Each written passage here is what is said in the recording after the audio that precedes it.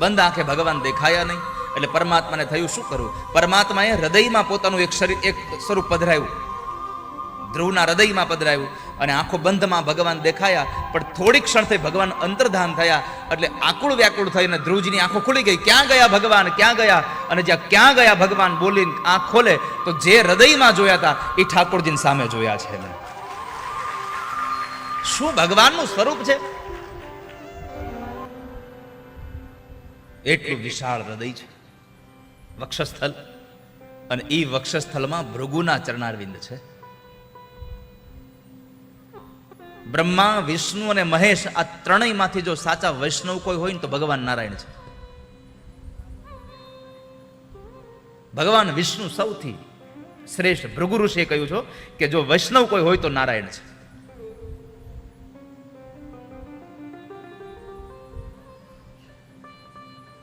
પરમાત્માના દર્શન થયા અને પ્રભુને પ્રાર્થના કરવી છે.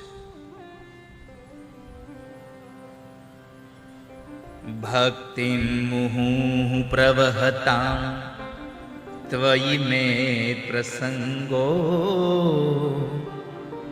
ભૂયાદનંત મહતા મમલા શયાના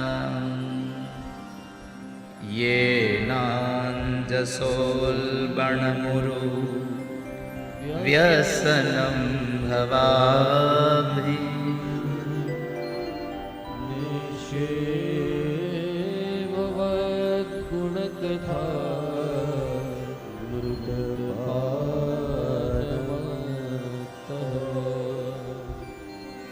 પ્રાર્થના કરી, ભગવાન હે અનંત પરમાત્મા, મને તો આપ વિશુદ્ધ હૃદયવાળા મહાત્મા ભક્તોનો સંગ આપો કે જેને આપનામાં ભક્તિભાવ છે અને કેવો અવિરત.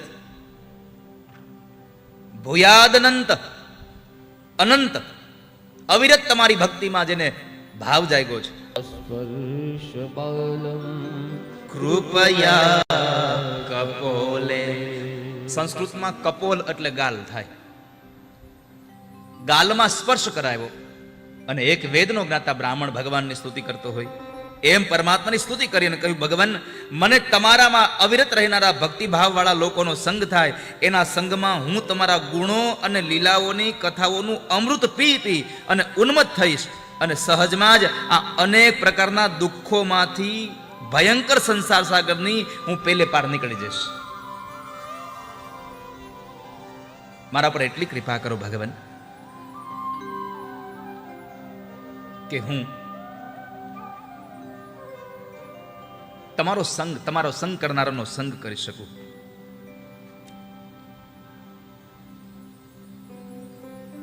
બાર શ્લોકોની આ સ્તુતિ ધ્રુવની.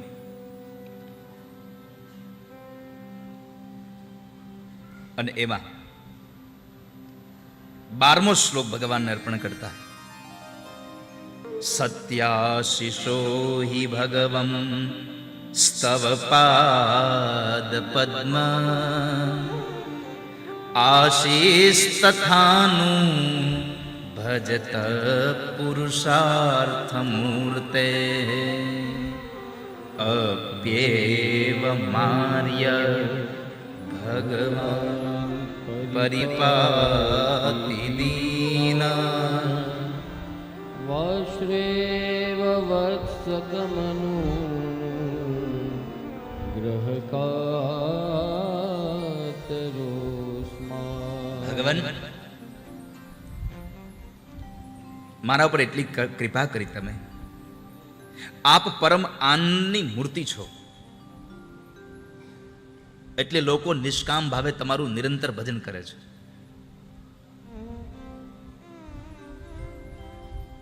તેમના માટે રાજ્ય વગેરે ભોગો નહીં, પણ આપના ચરણ કમળોની પ્રાપ્તિ જ ભજનનું સાચું ફળ છે. સ્વામી,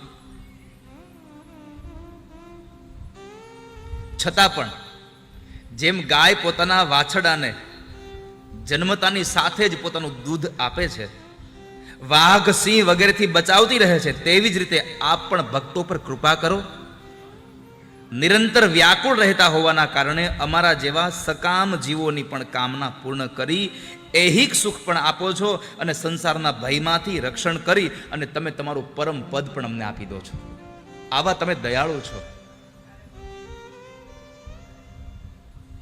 અને પ્રભુ, અમે તમારા દર્શનની ઈચ્છા ધરાવીએ, તમે દર્શન આપો છો, અને તમે દર્શન ન આપો તો નરસૈયા જેવો કોઈ ભગત ભગવાનને ગાળું આપે છે.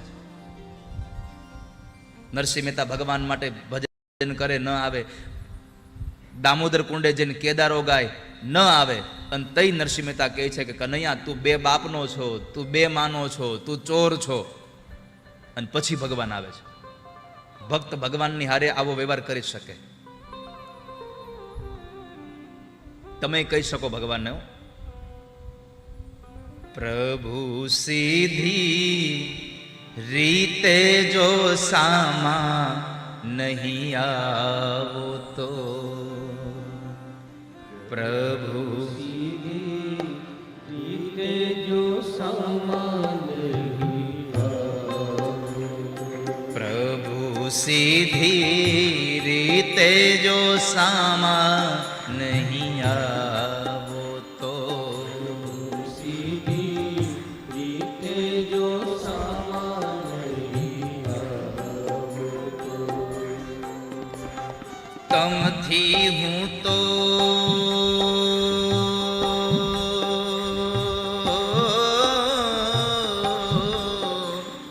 તમથી હું તો માંડું દર્શનનો દાવો રે, તમથી હું તો માંડું દર્શનનો દાવો રે, પ્રભુ સીધી રીતે જો સામા નહીં આવો તો, સીધી રીતે જો સામા નહીં આવો તો,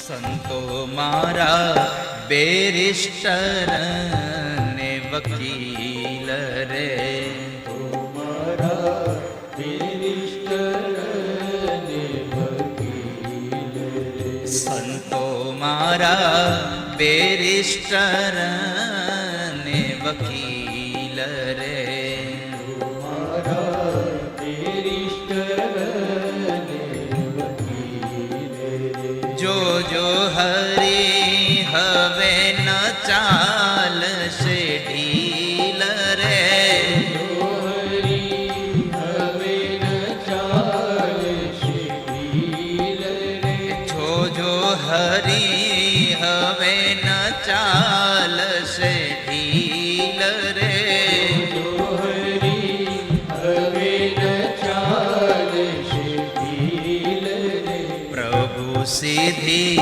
રીતે જો સામા નહીં આવો તો, સીધી રીતે જો સામા નહીં આવો, હરિ બોલ.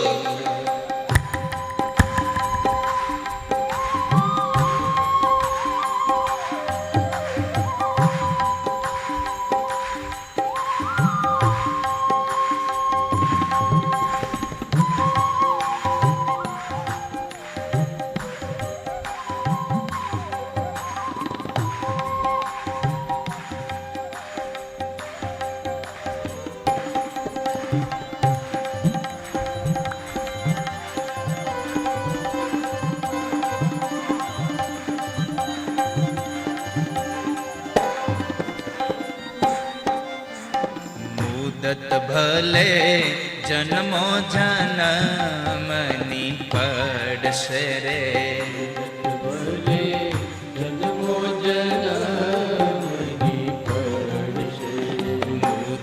ભલે જન્મો જન્મની પડશે રે, ભલે જન્મો જન્મની પડશે, તો પણ આ ફરિયાદી તમ સંગે લડશે રે, તો પણ આ ફરિયાદી તમ સંગે લડશે રે.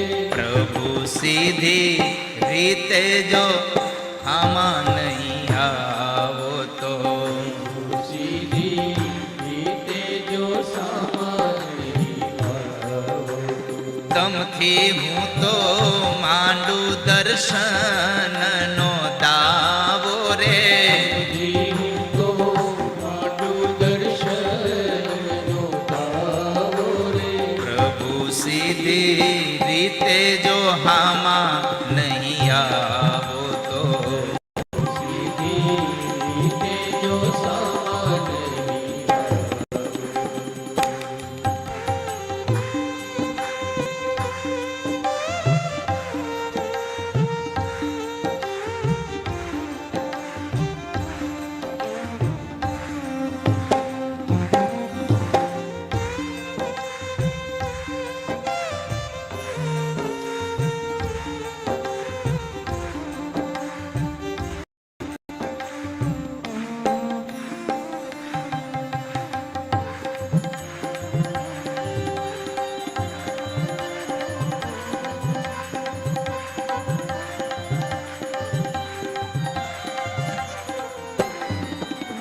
સર્વદેવોની સાક્ષીએ કેસ કરીશ રે, સર્વદેવની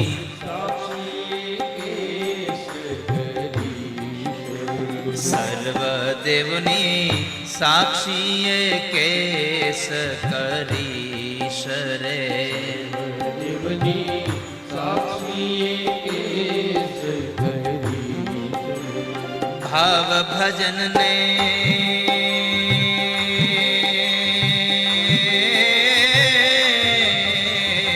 ભાવ ભજનને ભક્તિના યોગથી લડીશ રે, ભાવ ભજનને ભક્તિના યોગથી લડશે, પ્રભુ સીધી રીતે જો સામા નહીં આવો તો, સીધી રીતે જો સામાન્ય આવો,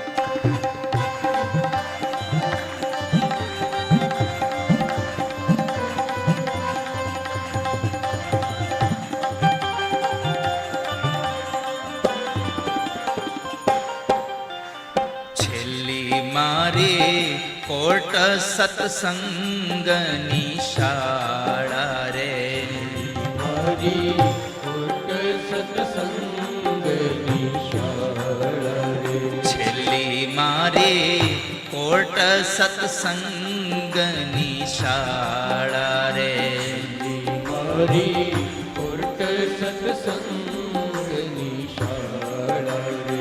લડવાનું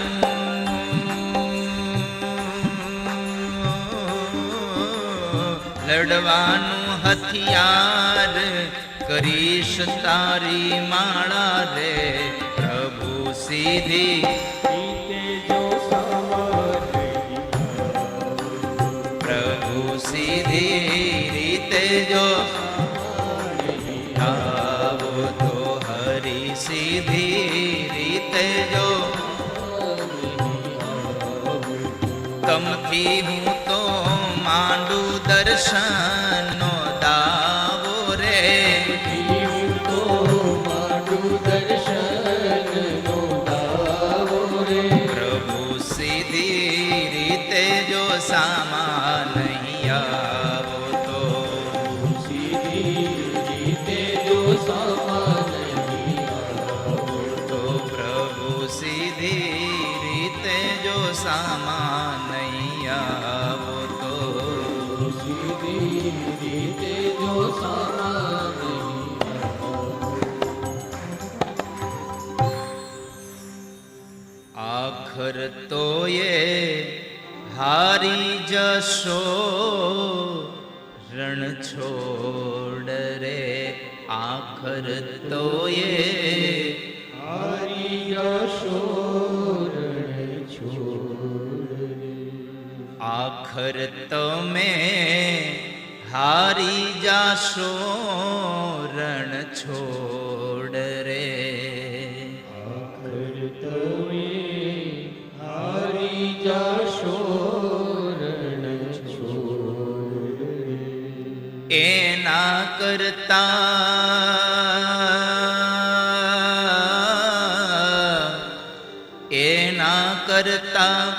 દર્શન દઈને પૂરો કોડ રે એના કરતા દર્શન દઈને પૂરો કોડ રે પ્રભુ સીધી રીતે જો હામાં નહીં આવો તો પ્રભુ સીધી રીતે જો નહીં આવો તો તમથી હું તો માંડું દર્શનનો દાવો રે તમથી હું તો માંડું દર્શનનો દાવો રે પ્રભુ સીધી રીતે જો સામા નહીં આવો તો પ્રભુ સીધી રીતે જો સામા નહીં આવો તો એ સમયે ધ્રુવજી મહારાજ ભગવાનની સ્તુતિ કરી. પરમાત્માએ પૂછ્યું, બાળક તારે જોઈતું હોય તો માગી લે કાંઈ. ના ભગવાન. છતાં ભગવાને કહ્યું, વેદાહમ તે વ્યવસિતમ રદિરાજન્ય બાલક તત્રયચ્છામિ ભદ્રં તે દુરાપમપી સુવ્રત. બાપજી શું જોઈએ? તમે મળ્યા પછી કઈ ઈચ્છા હોય? અને આમ પણ ભગવાન મળે પછી બીજું જોઈએ શું આપણને? છતાં ભગવાને કહ્યું કે તારે ઈચ્છા હતી તારા પિતાજીના રાજ સિંહાસન પર બેસવાની, તો હું તારી ઈચ્છાને સંપન્ન કરું છું. 1-2 વર્ષ માટે નહીં, હું તારા પિતાજી જે રાજ સિંહાસન પર બેઠા છે એનો હું તને 36,000 વર્ષનો રાજા બનાવું. જા. ભગવાન પાસે માગ્યું નહીં તો 36,000 વર્ષનો રાજા બનાવ્યો. બીજું,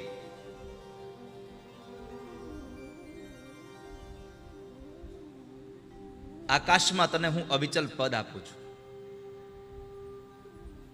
જેમ ઘાણીના પેલા વચ્ચે રોપેલા થાંભલાની ચારે બાજુ જેમ પેલો બળદ આટા મારે, ચક્કી પીસતો હોય પેલો બળદ. મહારાષ્ટ્રમાં જઈએ તો શેરડીનો રસ કાઢતો હોય પેલો બળદ. નાસિક બાજુ તમે જાઓ તો એ રોડ પર તમે જોજો, એ પેલા આપણે શેરડીનો જે રસ કાઢવાનું મશીન હોય ને એની ફરતે એક બળદને બાંધ્યો હોય, એ આમ ફર્યા કરે અને એનો માલિક શેરડીમાં રસમાં એ રસ કાઢ્યા કરે. જેમ બળદ તેલ કાઢવાની ઘાણીને એ આમ ચલાવતા ગોળ ગોળ થાંભલાની ફરતો રહે છે, એમ ધ્રુવ સપ્તર્ષિઓ તારી પરિક્રમા કરશે. આકાશમાં અવિચલ પદ આપું છું અને સપ્તર્ષિઓ તારી પરિક્રમા કરશે. અને આટલું કીધા પછી છેલ્લું વરદાન આપ્યું કે તારા મૃત્યુના સમયે મારું દિવ્ય વિમાન તને લેવા આવશે. એટલે ધ્રુવે કહ્યું, પ્રભુ તમે પરમ પદ પણ આપી દો છો અને અમારા હૃદયની જે ભાવના હોય એ પણ સંપન્ન કરી દો છો. તમે તમે સંપન્ન કર્યું ભગવાન. ધ્રુવજી મહારાજને ભગવાને વરદાન આપી, ભગવાન અંતર્ધાન થયા. ધ્રુવજી કચવાતા કચવાતા ઘરે આવ્યા. વિદુરે પૂછ્યું, બાપજી ઉભા રહો. ભગવાન મળે પછી એમાં શું હોય, મૂંઝાવાનું હોય? આ ધ્રુવજી તોય શું કામ કચવાયા? કાંઈ માગવાનું ઓછું રહ્યું? પછી મૈત્રેય ઋષિ કહ્યું, ના વિદુર, માગવાનું ઓછું ન રહ્યું, પણ ધ્રુવને ખચવાટ એ વાતનો થયો કે ભગવાન પાસે મારે તો મોક્ષ માગવો જોઈએ, અને મેં અમારા બાપનું રાજ્ય માગીને બંધન માગ્યું. મને બંધન મળ્યું. પરમાત્મા મોક્ષ માટે આપે છે. આવતાની સાથે સૌથી પહેલા પોતાની અપર માને વંદન કર્યા કે માં, બહુ સારું થયું કે તમે મને આજે મેણું માર્યું. જો મેણું માર્યું ન હોત તો મને ભગવાનના દર્શન ન થયા હોત. આ સુનીતિના સંસ્કાર છે. સારું થયું. ક્યારેક ક્યારેક વાલા વૈષ્ણવો, ક્યારેક આપણું કોઈ ખરાબ કરે ને તો દુઃખી ન થઈ જવું, કારણ તમારું ખરાબ કરવામાં પણ ઠાકોરજીએ કંઈક સારો સંકેત લખી રાખ્યો હશે. તમારું કંઈક સારું થવાનું હશે.